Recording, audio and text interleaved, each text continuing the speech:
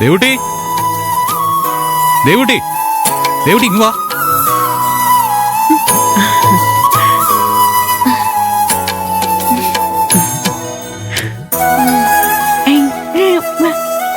അതെ, ഒരു സന്തോഷമുള്ള വാർത്ത പറയാനാ ഞങ്ങൾ വന്നത്.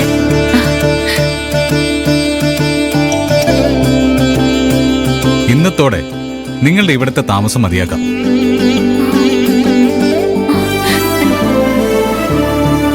ഇവിടുത്തെ കാര്യങ്ങളൊക്കെ അറിഞ്ഞപ്പോ ദേവൂട്ടി ഔട്ട് ഹൗസിൽ താമസിപ്പിച്ചതിന് കുഞ്ഞികൃഷ്ണന് ഞങ്ങളോട് നീരസം തോന്നി. സന്ദീപിന്റെ ഭാര്യ സന്ദീപിന്റെ കൂടെ താമസിക്കേണ്ടതെന്നാ കുഞ്ഞൻ പറയുന്നത്.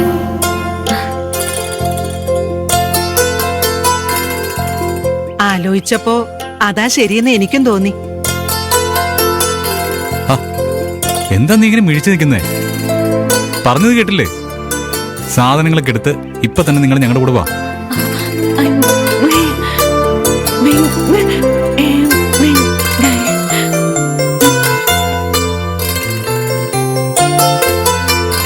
വ്രതം തീരുന്നവരെ നിങ്ങൾ ഇനി ഇവിടെ കഴിയേണ്ട കാര്യമില്ല.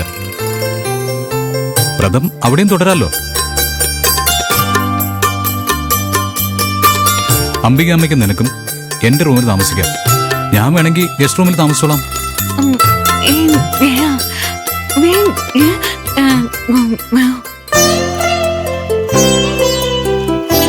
എന്തിനാ ദേവൂട്ടി ഇങ്ങനെ നിർബന്ധം പിടിക്കുന്നത്? മോള് പറയുന്നതിലും കാര്യമില്ലേ മോനെ? വല്യമ്മ പറയുന്നത് കേട്ട് അവിടെ താമസിക്കാൻ വന്ന മോന്റെ അമ്മയ്ക്കത് ഇഷ്ടാവോ? പിന്നെ അതിന്റെ പേരില് നിത്യം അവിടെ പ്രശ്നങ്ങളായിരിക്കും. അങ്ങനെ ഒന്നും സംഭവിക്കില്ല. പോരാത്തതിന് ഞാനും വല്യമ്മാവനും ഒക്കെ ഉണ്ടല്ലോ അവിടെ. അതൊക്കെ ശരിയാ മോനെ.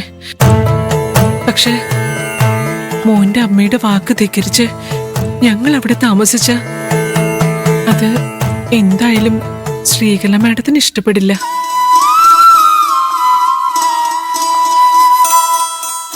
അതിന്റെ പേരില് പിന്നീട് പ്രശ്നങ്ങൾ ഉണ്ടാവുന്ന ഉറപ്പല്ലേ മോനെ?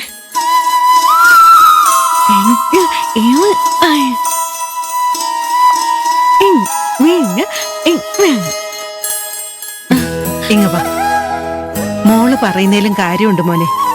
ശ്രീകലയുടെ ഇഷ്ടം നോക്കാതെ ഇവൾ അവിടെ താമസത്തിന് വന്ന അതിന്റെ പേരില് ശ്രീകല ആവശ്യമില്ലാത്ത പ്രശ്നങ്ങൾ ഉണ്ടാക്കും.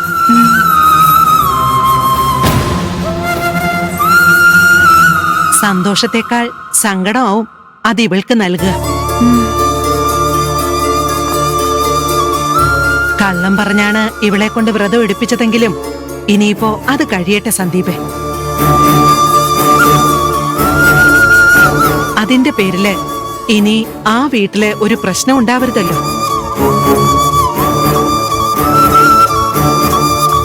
ഇവളുടെ പ്രാർത്ഥനയുടെ ഫലം കൊണ്ടാ ദേവി എന്റെ കുഞ്ഞികൃഷ്ണനെ തിരിച്ചു തന്നത്.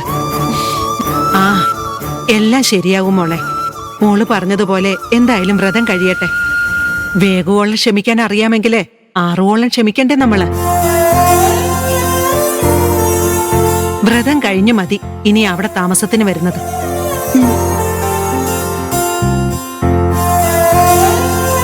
അപ്പോ ശ്രീകല എന്തിനായോ പറയുന്നതെന്ന് നമുക്കറിയണമല്ലോ.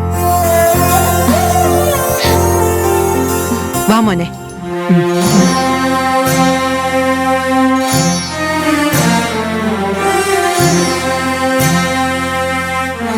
ഏതായാലും സന്ദീപിന്റെ വല്യമ്മാവൻ മടങ്ങിയെത്തിയത് കാര്യായി.